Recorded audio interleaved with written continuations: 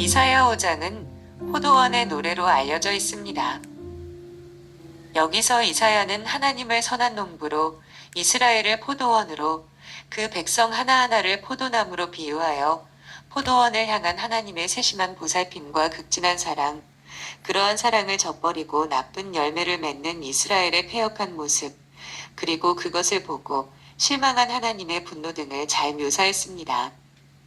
이처럼 이사야가 포도원의 노래로서 메시지를 선포한 것은 유다 백성들에게 메시지의 교훈을 보다 쉽게 이해시키고 보다 오래도록 기억시키기 위함이었습니다. 이것은 일찍이 모세도 자주 사용한 방법이었습니다. 사실 이사야서는 그 문학적 가치에 있어 탁월한 책입니다. 선포하고자 하는 메시지의 내용과 주제에 따라 매우 다양한 방법으로 전달했습니다. 그래서 때로는 노래와 비유로, 때로는 이상으로, 때로는 상징적 행위로, 때로는 극적인 대화로, 때로는 유사 반복과 후렴 반복으로 메시지를 적절하게 선포했습니다. 참으로 우리는 이사야에게서 모든 종류의 문학적 재능과 예언적 아름다움을 찾아볼 수 있으리이다. 이것은 선지자 이사야가 충분한 지식과 풍부한 소양을 갖춘 유능한 인물임을 암시합니다. 유다 전승은 이사야에 붙인 아모스가 아하스 왕의 형제라고 말하고 있지만 그 신빙성은 희박합니다. 그러나 이사야가 아하스 왕과 매우 밀접한 관련이 있는 예루살렘 출신의 귀족 집안의 사람으로 궁궐 출입이 자유로웠다는 사실은 분명합니다. 추정컨대 이사야는 우시야 말년에 소명을 받고 대략 20세 아하스 때에 본격적으로 활동을 전개하기 전 대략 30, 35세 그 사이 요담 왕 때의 10년에서 15년 동안 유다 궁궐에서 다양한 학문과 역사의 지식을 쌓은 듯합니다. 이것이 후일 이사야의 예언 활동에 많은 도움을 준 것 같습니다. 여러 나무들 가운데서 특별히 포도나무를 들어 포도원의 노래를 부른 것은 포도나무의 열매가 특히 많을 뿐더러 오직 그 열매만을 요구하는 나무이기 때문인 듯합니다. 그리고 그 열매는 포도주의 재료로서 기쁨을 주는 열매이기 때문입니다. 아무튼 포도 재배는 팔레스틴 땅에서 고대로부터 일찍 시작된 밭농사로 유다 백성들에게는 매우 익숙한 농사였습니다. 그래서 포도원의 노래는 그 백성들에게 매우 친근하고도 실제적으로 전달되었을 것입니다. 후일 예수님께서도 본문의 내용과 비슷한 포도원의 비유로서 복음을 전파하셨습니다. 이 같은 사실을 염두에 두고 이 시간 본문의 내용 곧 포도원의 노래를 통해 교훈을 깨닫고자 합니다. 첫째로 1, 2절을 통해 포도원을 향한 하나님의 지극한 보살핌과 애정을 볼 수 있습니다. 하나님은 비싼 값을 치르고 극상품 포도나무들을 구해서 기름진 산, 젖과 꿀이 흐르는 가나안 땅에다 포도원을 만들었습니다. 그 이후 하나님은 선하고 부지런한 농부처럼 그 포도원을 위해 힘쓰고 애썼습니다. 그 뿌리가 잘 착근되도록 땅을 파서 돌을 제했고 높은 망대를 세워 도둑의 침입을 경계했습니다. 그리고 소망을 가지고 술틀도 만들어 놓았고 또한 들짐승이 들어와 포도원을 해치지 못하도록 튼튼한 울타리로 포도원 주위를 둘러 견고한 담도 만들었습니다. 이외에도 농부는 포도원을 위해서라면 관심과 애정을 아끼지 않았습니다. 자신의 눈동자 같이 보살폈습니다. 참으로 하나님은 포도원을 위해 할 일을 다했습니다. 하나님은 아브라함의 선택으로부터 이사야의 때까지 그 포도원 된 이스라엘을 위해 모든 사랑과 애정을 다 쏟았습니다. 따라서 하나님은 이제 포도원에서 좋은 포도 열매가 나오기를 기대하고 소망했습니다. 그러나 이절을 통해 하나님의 기대를 저버리고 들포도를 맺은 포도원을 보게 됩니다. 이게 어찌 된 일입니까? 당연히 좋은 포도 열매를 맺어야 할 포도원에서는 들포도만이 열렸습니다. 이것은 시적 표현으로서 곧 아무짝에도 쓸모없는 열매가 맺혔다는 의미입니다. 아랍인들은 이 들포도를 이리 포도라고 칭하는데 얼핏 보기에는 포도 같으나 그 속에는 독소가 들어있다고 합니다. 풀어서 이야기하자면 하나님은 이스라엘 백성들에게서 사랑과 희락과 화평과 오래 참음과 자비와 양선과 충성과 온유와 절제와 같은 좋은 열매를 기대했습니다. 그런데 이스라엘 백성들에게서 볼 수 있는 것은 불의와 탐욕과 악의와 시기와 분쟁과 사기와 살인과 교만과 거역과 우매와 배악과 무자비와 같은 들포도뿐이었습니다. 공평과 의로움을 바랐지만 포악과 압제, 부르짖음, 많이 열렸습니다. 결국 이스라엘은 자신을 향해 쏟은 하나님의 은혜와 보살핌을 배반한 것입니다. 하나님의 말씀을 저버리고 제 소욕을 좇아 산결과 그처럼 들포도만을 맺고 말았던 것입니다. 배은망덕의 백성이었습니다. 하나님의 실망은 이만저만 큰 것이 아니었습니다.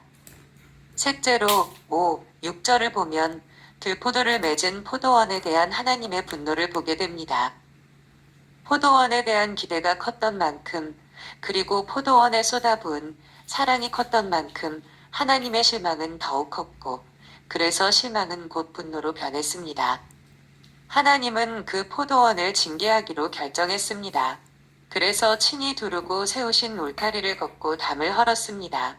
그 결과는 뻔했습니다. 이방의 들짐승들이 마음대로 들어와 그 포도원을 짓밟고 유린했습니다. 그래서 황폐해진 포도원에는 가시와 찔레만이 무성하게 자라났습니다. 예전 같은 단비도 더 이상 그 포도원에 내리지 않았습니다. 그토록 사랑스럽던 포도원이 이제 죽음만이 감도는 황폐한 포도원이 되고 만 것입니다. 유다 땅을 짓밟은 아수르의 침략이나 바벨론의 침략은 결코 우연이 아니었습니다. 그것들은 좋은 열매 없는 포도원을 치신 하나님의 징계의 막대기였습니다. 포도원이 그처럼 비참하게 되고 만 것은 오직 한 가지, 그들이 좋은 열매를 맺지 않았기 때문입니다. 본장 1에서 7절에 있는 포도원의 노래를 보십시오. 그 속에서 나를 향한 하나님의 세심한 보살핌과 뜨거운 애정을 느끼십니까? 오늘날 그처럼 극진하게 하나님의 보살핌과 사랑을 받은 우리는 과연 하나님의 포도나무 된 자로서 하나님이 기대하고 있는 좋은 열매를 맺고 있는지 돌아봐야 하겠습니다. 농부된 하나님께서 포도나무 된 우리 성도들에게 기대하는 좋은 열매는 무엇일까요? 그것은 성령의 열매와 빛의 열매가 아닐까요? 갈라디아서 5장 22절 이후에 있는 성령의 열매와 에베소서 5장 9절에 있는 빛의 열매가 무엇인지 살펴보고 그러한 열매 맺는 삶을 살아야 하겠습니다. 그렇다면 8절에서 30절을 통해 그날에 심판받을 자들은 누구이며 또 심판의 결과는 어떠한지 살펴보겠습니다. 첫째로 심판받을 자들을 살펴보겠습니다. 이사야는 이들에게 화 있을진저라는 말로 강력히 경고했습니다. 이것은 후일 예수님께서 외식과 교만에 빠져 스스로 의로운 채 했던 바리새인들과 서기관들에게 무섭게 경고했던 말씀과 같습니다. 1. 탐욕을 좇아 자신의 사리사욕을 채우는 자들입니다. 이웃과의 화목은 전혀 고려치 않고 될 수 있는 대로 많은 부동산을 투기하여 홀로 많은 땅과 집을 차지하는 자들입니다. 매점매석의 행위도 이에 포함됩니다.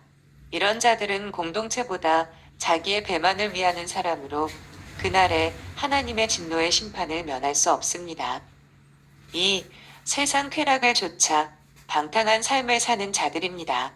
이들은 하나님의 일에 대해서는 전혀 무관심한 채 포도주와 음악에 취해 그저 말초적 쾌락을 추구하며 육신의 정욕을 좇아 세상에 빠져 세상을 즐기는 부도덕한 쾌락주의자들입니다.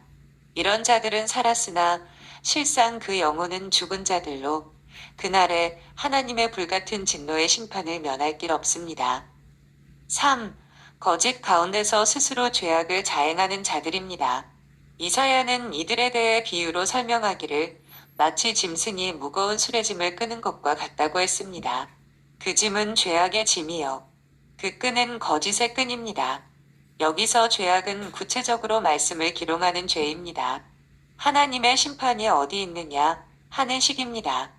이처럼 죄악이 관영한 때에는 하나님의 말씀을 멸시하고 조롱하는 기롱자들이 반드시 설치는 법입니다. 이런 자들은 그날에 하나님의 심판대 앞에서 스스로의 입으로 스스로를 정죄하는 가운데 멸망하고 말 것입니다. 4. 진리를 올바로 분별치 못하는 자들입니다. 이들은 영적 분별력이 없어서 선악과 명함과 감고를 구분치 못합니다. 이것은 그릇된 재판관처럼 알면서도 위선적으로 그럴 수도 있고 혹은 시정잡배처럼 무지해서 그럴 수도 있습니다. 어쨌든 이들은 멸망하는 짐승 같아서 심판의 그날에 모두 멸망당하고 말 것입니다. 5. 교만하고 거만한 자들입니다. 본절에서 스스로라는 말이 2번씩이나 나오는데 이는 하나님보다 자기의 생각이나 마음을 믿는 이성주의자를 가리킵니다. 이들은 하나님이 필요 없다고 주장하는 자고한 자들이요.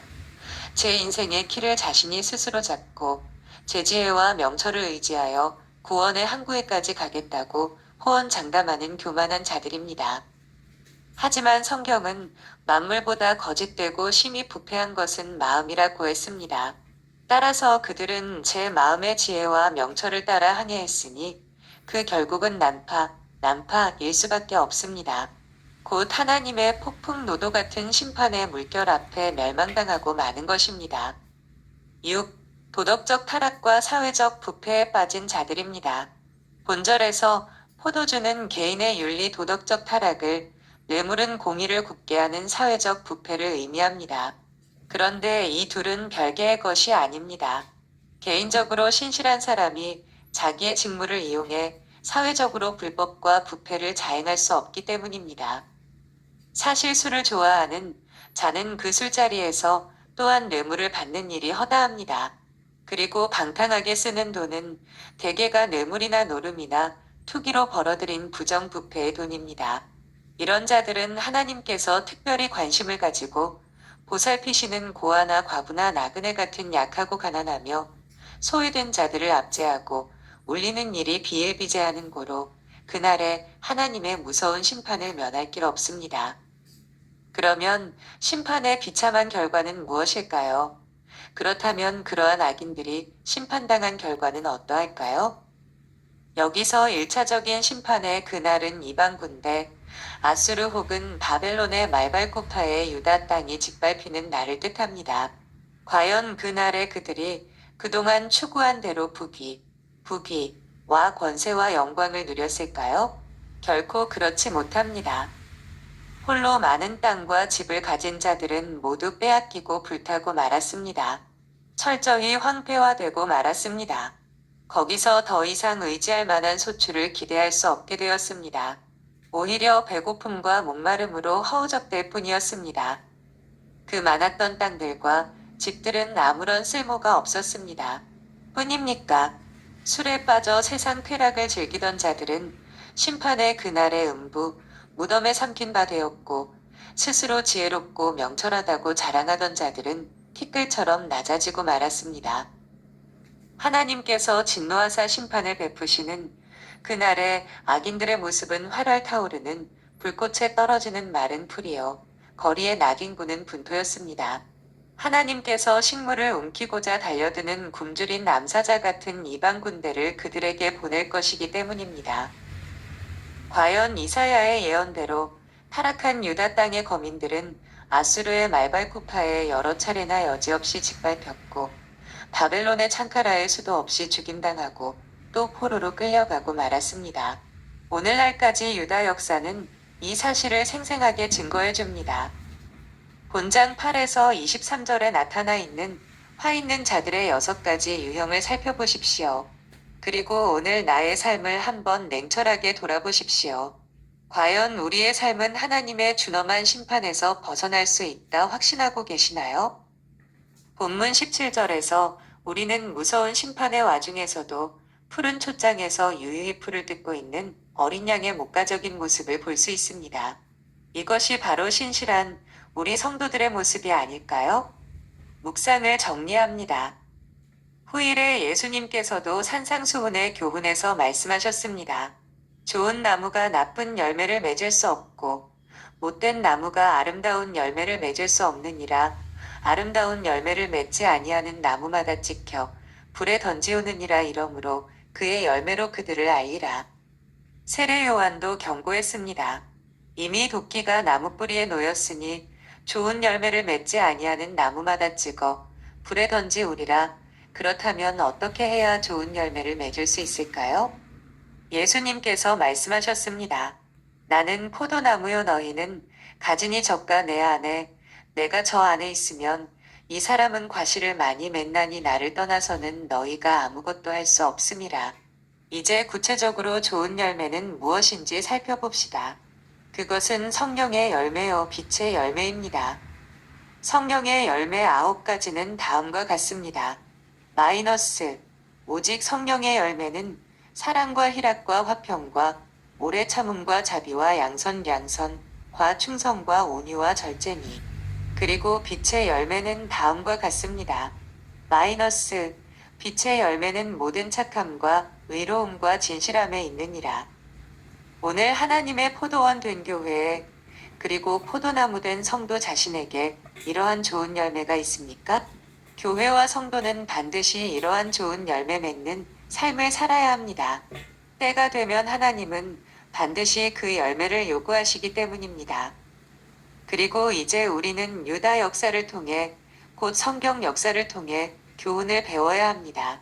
왜냐하면 하나님의 심판은 모두 끝난 것이 아니고 더욱 큰 종말의 최후 심판을 남겨두고 있기 때문입니다. 결국 유다에 대한 심판은 다가올 심판을 삼가 대비하라는 하나의 강력한 경고요 뚜렷한 예표입니다. 오늘날 우리는 이 사실을 깨달아야 합니다. 이 시간 나 자신을 한번 곰곰 돌아봅시다. 과연 심판당할 자의 모습과 뚜렷이 다릅니까? 아니면 혹시 심판당할 자의 자리에 빠져 있지는 않습니까? 만약 그렇다면 심판의 비참함을 기억하는 가운데 더욱 크고 무서운 영영한 최후 심판의 그날이 오기 전에 속히 떠나고 돌이켜 회개해야 하겠습니다. 성경의 예언대로 최후 심판의 그날은 반드시 옵니다. 주님 다시 오실 준비를 그날까지 순결한 신부의 자태를 드러내며 올바른 신앙을 소유하면서 두려운 마음으로 심판의 때를 성실하게 준비하는 우리 모두가 되시기를 소망합니다. 감사합니다.